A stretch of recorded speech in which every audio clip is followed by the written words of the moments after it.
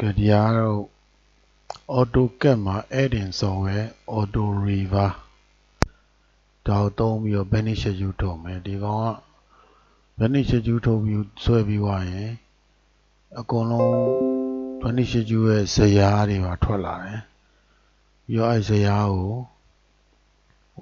Excel ကိုပို့ပြီးတော့လည်းသုံးလို့ရတယ်ဒါမှမဟုတ်ဒီတိုင်း print out ထုတ်ပြီးတော့သုံးလို့လည်းရတယ်အဲ့ဒါကိုသုံးပုံသုံးနည်းကိုပြမှာဖြစ်ပါတယ်အဲ့တော့မသုံးခင်ဒီ Auto Revar ကိုဖွင့်မယ်ဒီမှာ Auto Revar ဆိုတဲ့အားလေးကိုရင်နှိပ်ရမနှိပ်ရင်အလုံးမလုံးဘူးနော်အဲ့တော့ဒီမှာ setting ကိုသွားရင်ဒီမှာ unit မှာသူက default millimeter တွေကျွန်တော်တို့ပေလက်မှနဲ့သွားမယ်ဆိုတော့ inches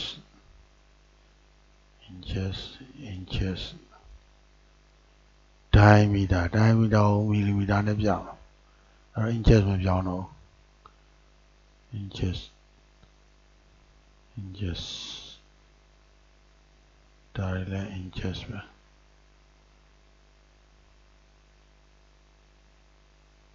ဒါတော့ပေါင်နော်ဒီကောင် revar ရဲ့ dimension ကို inches နဲ့ပြမယ် diameter ကို shape နဲ့ပါနဲ့ဒီလိုဒါဟို US unit ပေါ့အဲ့ဒါမပြဘူး millimeter နဲ့ပဲထားအောင်ဒီကောင်ကlength spacing ကြောင်းဆိုးပြီးရင် digital decimal ပဲနှလုံးလဲနှလုံးတော့ revar diameter မပြတော့ scale 1 to 20လားဘလာဒါကိုကြက်တဲ့စိတ်ဒီမှာတော့20ပဲထားလိုက်layer လက်ထား revar ကဒီမှာနာမည်ပေးထားမယ်ဒီမှာသုံးမယ်ဆိုလို့ရှိရင် HRB 400 double line လား thick line လား double line လား thick line ပေးထားမှာ snake ဒါတွေရပြီနောက်တော့ dimension startup minimum ကြံတာတွေထားတာသူက default ပေးထားတယ် spiral mark core out မှာဒါတွေပါတယ် type of steel ဒါတွေပေးတာဒီ range ကိုပေးထားတယ် display note ထည့်ရင်လည်းထည့်လို့ရတယ်ဒါအဲ့ဒါစဆွဲပြီဆိုဒီမှာကြတော့ beam line ရဲ့ cover ဘယ်လောက်လဲတက်လက်မကွဲပေါ့နော်တချို့ကတော့ clear cover တက်လက်မဒီ main bar center နဲ့အပေါ်နဲ့တက်လက်မကွဲအခုဒီမှာတော့တစ်ခွဲပဲထားတော့အဲ့တော့ဒီကောင်ကို beam line ပုံစံလေးဆွဲပေးထားပါ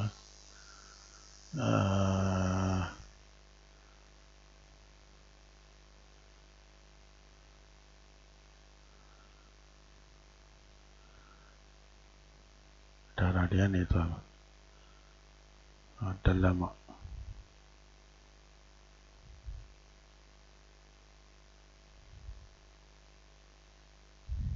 ဒါလေးပဲတက်လက်မတက်လက်မကွဲပြောတာ sorry ဒီတက်လက်မ5ဒီတက်လက်မ5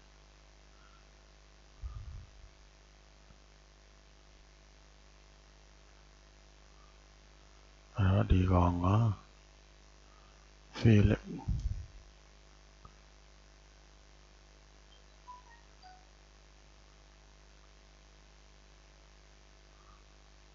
ဒီကောင်ဖြုတ်လိုက်တာ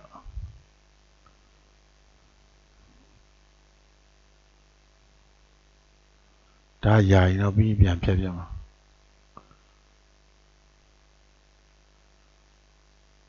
အဲ့တော့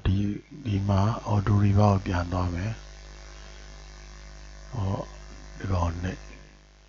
river အဲ့တော့သူကအောက်မှာကြည့်လိုက်ရင် diameter ရဲ့ဘယ်လောက်ယူမှာလဲ16 okay ကျွန်တော်16ဒါတော့ drawing မှာကြည့်ပါ16လား20လားအဲ့ဘောကောကိုရွေးပေါ့16 enter start point နဲ့တကဆွဲပြီးဒီ second point ပြီးခုမှသူ့ဒီကအကွေးကိုတော့ auto ကွေးထားပြီးသားဒါဆိုရင်တော့ပါ right click enter နော်နောက်တက space bar ပြန်ပုတ်16ပဲ bottom မှာလည်း16ပဲအဲ့တော့ start point ဆိုဒီကနေပြီးတော့ဒီကိုယူဒီကနေပြီးတော့ဒီကိုဆိုရင်ဒါ main bar ပြီးပြီ main bar ပြီးတော့ start ကြဒီမှာ start ဆိုရရှိတယ် diameter ကိုရွေးပြပါတဲ့ diameter 8 milli ပေါ့10 milli လဲတုံးတယ်ဒီမှာတော့8 milli ပေါ့8ကာပါဘယ်လောက်လဲ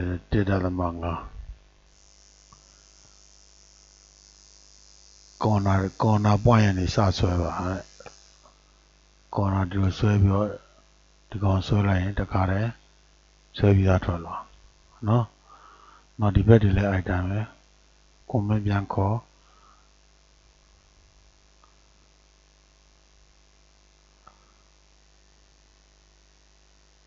ဒီတောင်းတစ်ချက်နေပြီးဆွဲယူပါဒီအောက်ဘက်တောင်းကိုဆွဲလိုက်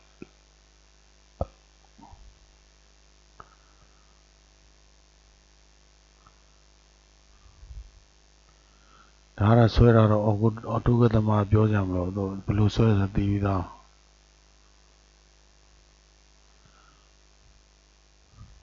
အဲ့တော့ဒီမှာ main start line ကိုယူအောင်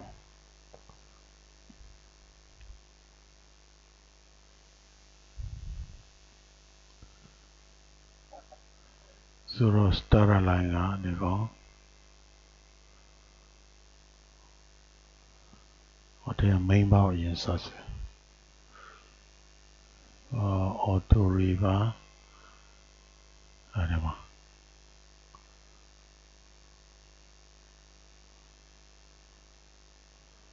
diameter 16 specify spacing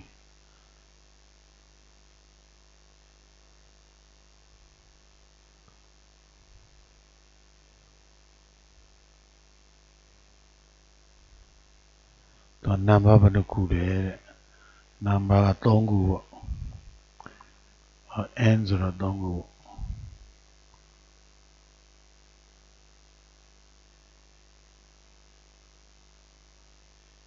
ပြီးသွား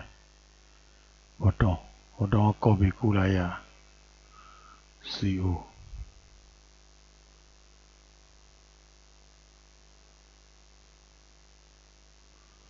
ဒါနဲ့ n မှာ bottom မှာ2ချောင်းပဲရှိမှာတော့ဒီမှာ2ချောင်းပြောင်းလိုက်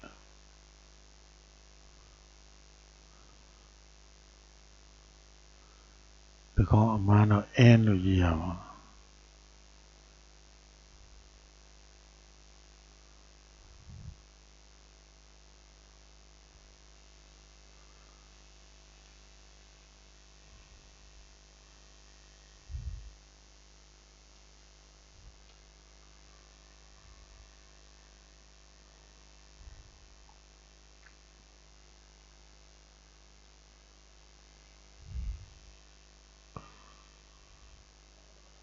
right ပေါ့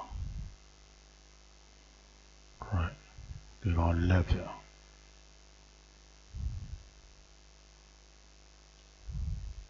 left ဒီကောင်လည်းအတူတူပါ copy ကူးလိုက်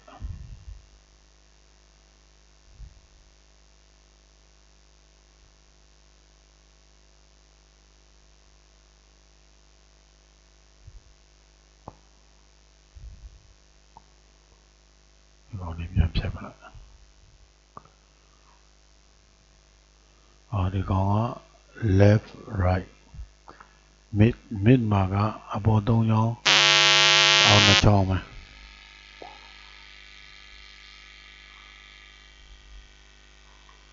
ဒီကောင်တော့16 spacing 3 number 3ခုနာနေဝါထပ်ဆွဲရင်လည်းရတယ်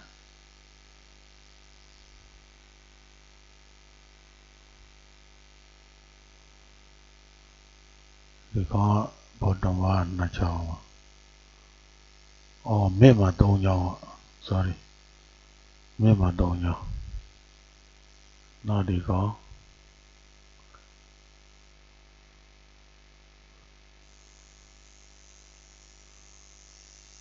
3ချောင်း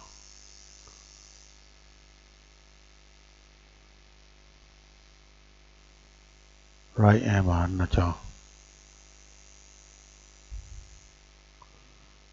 မနဒါဒီ session 3ခုကဒီနေရာအတွက်ကဒါဆိုတော့အမှန်တော့အတူတူပါပဲဆိုတော့ထပ်ဆွဲရမှာ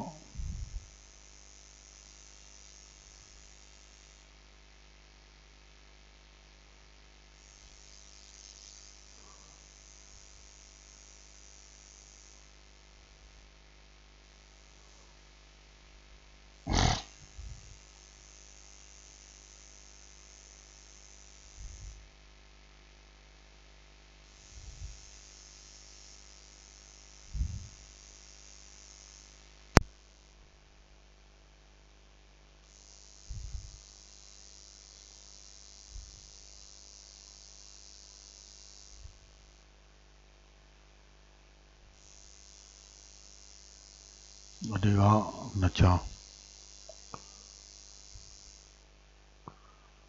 ဒီကောင်လည်း2ချောင်း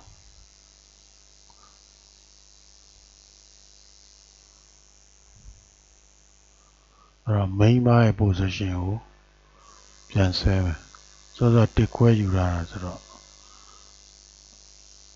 horizontal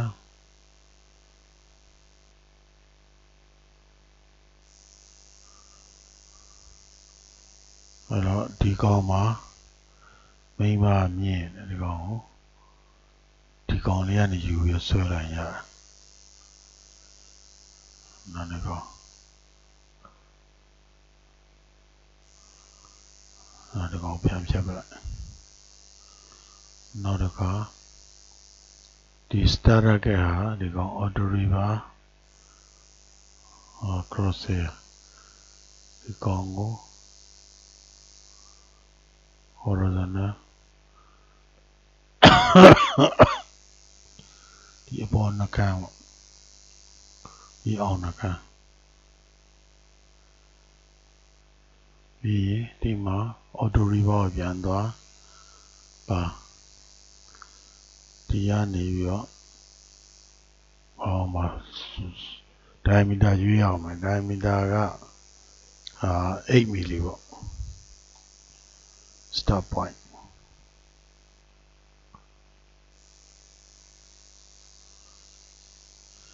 ဒီကနေဒီကို Asian code အရာတကောင်2လက်မှခွာမှာနော်ဒီမှာတော့မပြတော့ဘူးထားလိုက်တော့မပြခြင်းလည်းရပါတယ်ဒီကနေဒီကို2လက်မှဖြစ်အောင်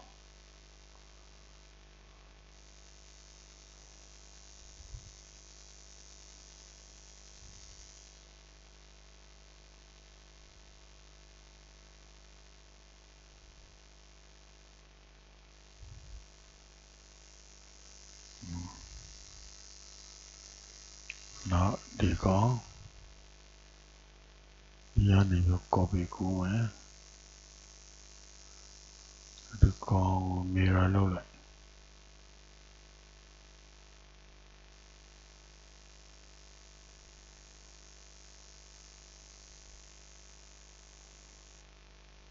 no မဖြစ်ဘူးဒီကောင်လည်း copy ကူးလိုက်span 2လို့အဲ့တော့ဒီကောင် annotation auto reverb ပြန်သွား annotation လုံးမှ vanity ယူဆိုထုတ်ပေးတာအဲ့တော့ annotation က mark ဆိုရင်ဒီကောင်ကို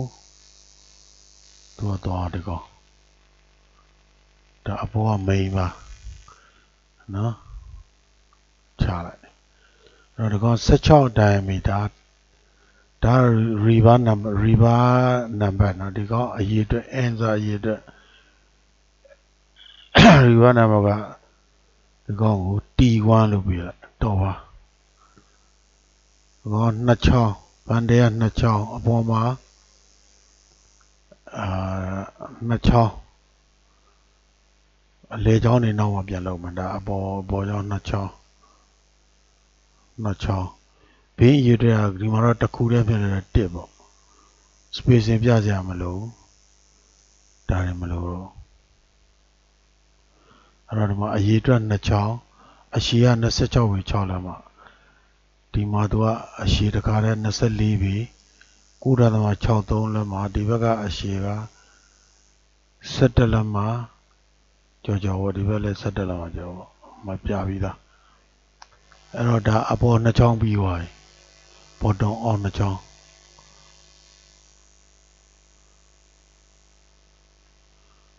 အဲ့ဒီကောင်က B1 ဒီကောင်လည်းနှစ်ချောင်းပဲရတယ်အဲ့တော့ဒီမှာကဒီ negative bar တရှိရအတွက်ပါလာမယ်အကောင်1/4 span သို့မဟုတ် 1/3 span ဒါတော့ Asian code အတိုင်းပေါ့အခုဒီမှာတော့1/4 span ဆွဲလိုက်မယ်ဆိုတော့4/3စနေ3ပေပေါ့နော်36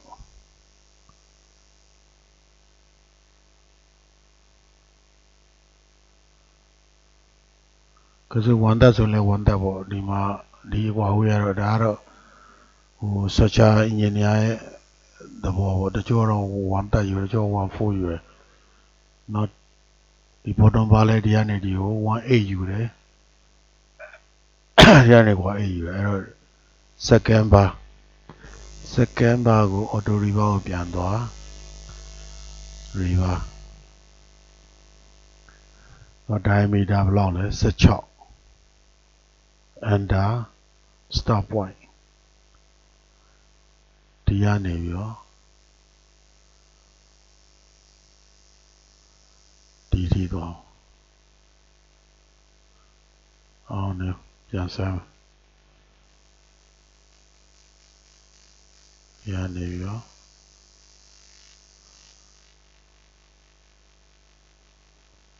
enter ဒါလို့အဲ့ဒါနှိပ်တာမှန်ပြတ်သွားတယ်နော်ဟောနည်းနည်းလေးအပေါ်ရွှေ့ပြီးလို့ရတယ်နောက်ဒီကောင်ဟိုဘက်ချမ်းနဲ့တူတဲ့အတွက် mirror လောက်လိုက်လို့ရတယ် mirror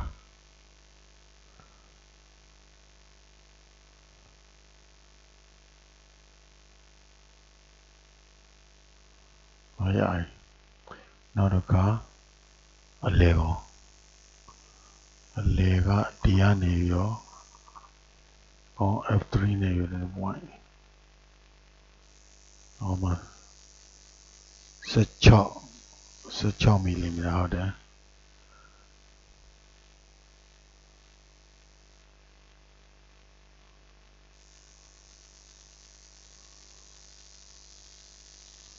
ဆိုတော့ဒါအလဲကောင်တော့ပါ negative ပါနောက် bottom ပါ bottom အလဲကောင်ပါအလဲကောင်ဆိုဒီကနေဒီကိုတပေခွာရတယ်ဗျာတပေမဟုတ်ဘူးဆို sorry 2h ပေါ့ 2h က link ကိုပြောတာဒီကနေဒီ 0.8 span 0.8 span ဆိုတော့အမှန်တော့ဒီကနေဒီနှခမ်းကို 0.8 span အဲ့ဒါဒီမှာလိုက်နှုတ်နေတော့ကြာတယ်လောလောဆယ်အကြမ်းမြင့်တက်တာဖြစ်တဲ့အတွက်စနစ်ကိုရှင်းနေစားတပေခွဲပေါ့အဲ့တော့ တပီခွဲလိုင်းလေးအရင်လုံးလိုက်15တပီခွဲဆို18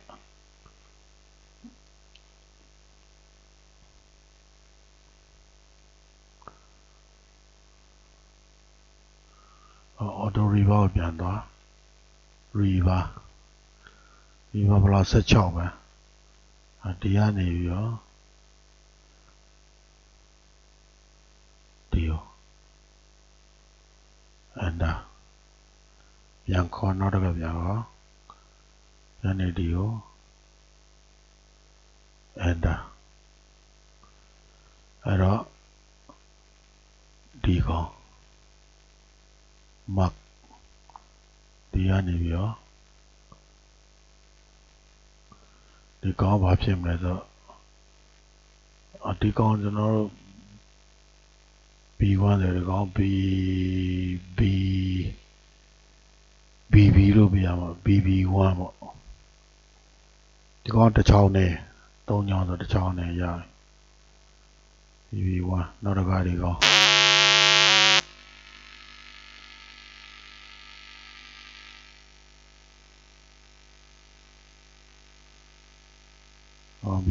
BB1 ပဲကောင်းတဲ့တစ်ချောင်းနဲ့ပဲရတယ်နောက်တစ်ခါဒီကောင်ဒီကောင်ဒီဘက်မှာထားတာကောင်းတယ်သူတို့ကsorry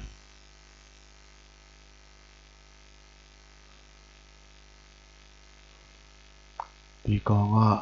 TT1 ပေါ့ TT1 ဒီကောင်ကတစ်ချောင်းနဲ့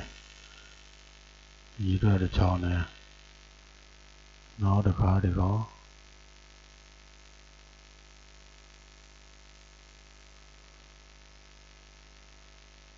က TT2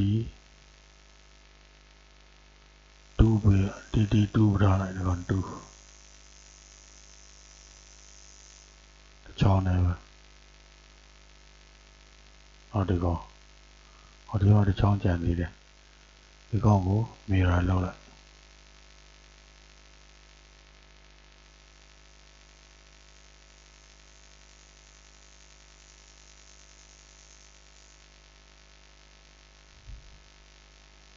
ဒီကောင်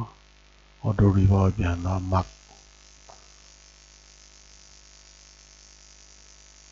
ဒီကောင်ကတော့ပါပေးတာလေ TT sorry နှစ်ကားဖြစ်နေဒီကောင်ပြန်ဖြုတ်လိုက် TT1 ဒီကောင်လည်း TT1 ပဲတစ်ချောင်းနဲ့ okay ဒီအဲ့တော့ link ကြတော့ဒီကောင်ကိုဒီမှာဒီကောင်ကတော့ဒီကောင်ဘာခေါ်မလဲဆို start STR အတူကောပေါ့ STR1 ဘန်ဒေက1ပဲ spacing ကဒီကောင်က4လက်မှကြာနော်အဲ့တော့ဒီမှာ dimension ယူရမယ်ဆိုတော့အဲ့တော့ဒီကောင်ခဏတောင် dimension လိုက်ဆွဲထားရမယ်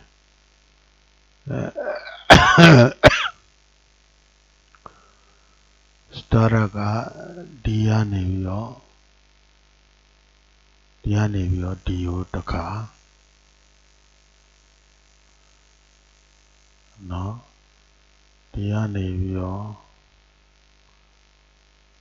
ဒီကိုဒါ spacing တစ်မျိုးဒီကနေပြီးတော့ဒီနေရာကို spacing တစ်မျိုးဒီသုံးခုကအတူတဲ့အတွက်မီရာလောက်လိုက်မယ်ဆွဲနေကြလို့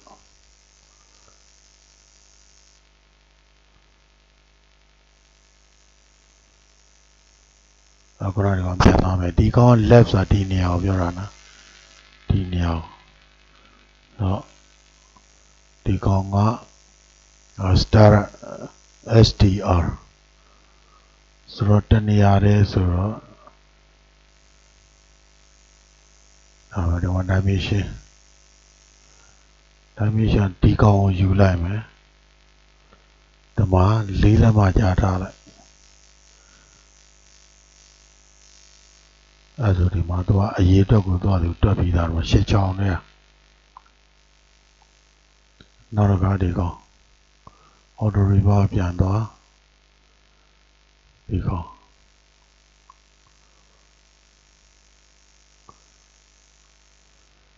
ာင်က star ပဲ SDR နောက်ဒီကောင်အလေကောင်တို့6လက်မှ dimension ကိုသွားဒီကောင်နှိပ်လိုက်ပြီး OK နှိပ်လိုက်ဒီမှာသူ73ချောင်းအဲ့ဒါမှာ73ချောင်း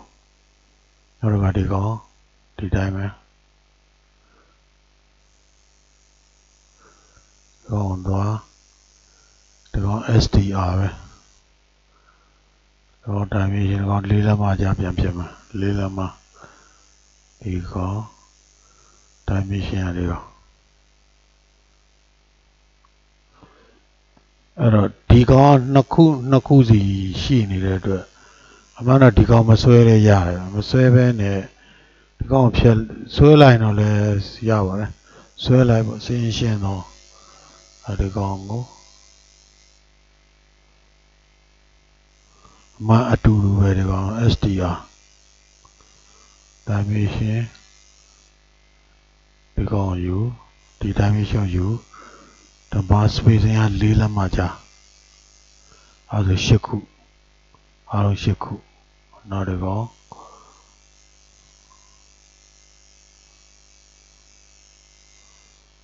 ်တော့ SDR dimension 6လက်မှကြာ dimension ဒီကောင်ပဲတက်ယူတော့ဒီ annotation ပေါ်ကိုဒီပြော vanish use ရထွက်လာပါနော်